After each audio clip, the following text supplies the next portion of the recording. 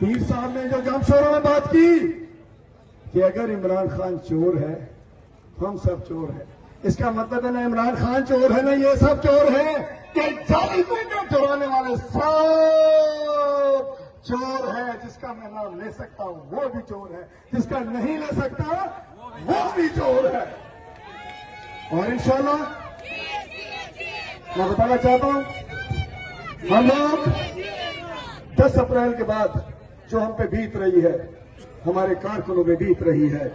आज सुबह भी हम 110 हमारे उम्मीदवार, हमारे जलील सुदूर, हम सब की दहशतगर्दी की डेट थी। मुझ पे तो ताले, हम सब वहां थे। 110 लोग सारे उम्मीदवार चुन के इन्होंने 28 जनवरी को बंद किया था। हम लोग तो सियासी दहशतगर्द डिक्लेयर कर दिए गए हैं, लेकिन ये माशी दहशतगर्द सिंध असेंबली में बैठे हैं। 22,000 अरब का टीका लगाने वाला सरदारी माफिया की दोबारा हुकूमत आ गई। अल्लाह ताला रहम करे हमारे सूबे के ऊपर, अल्लाह ताला इन डाकुओं से हमें बचाए, इन चोरों से हमें बचाए।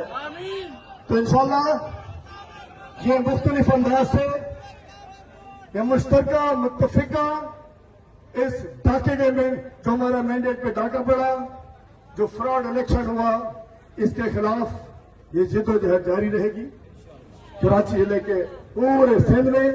और जहां जिस अंदाज से साईं हमें प्रोग्राम देंगे और हम भी इनको देंगे, जमात भी हमें देगी, साईं भी जैनशाह भी हमें देंगे, पलीजो साहब भी बताएंगे।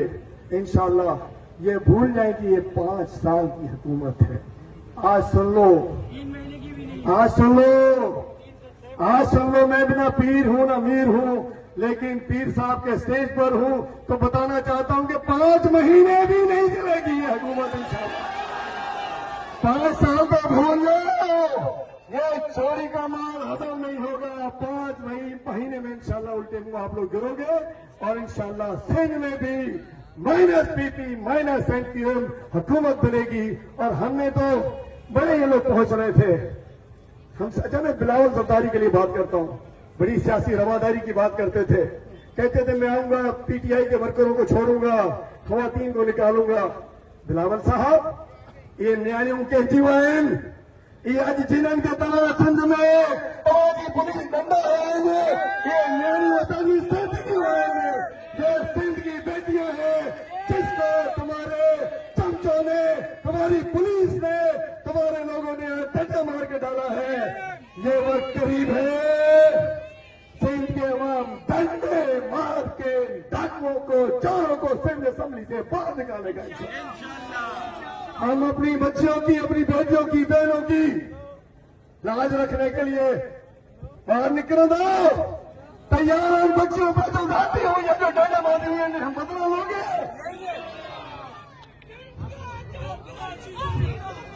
तो इंशाल्लाह आखिर में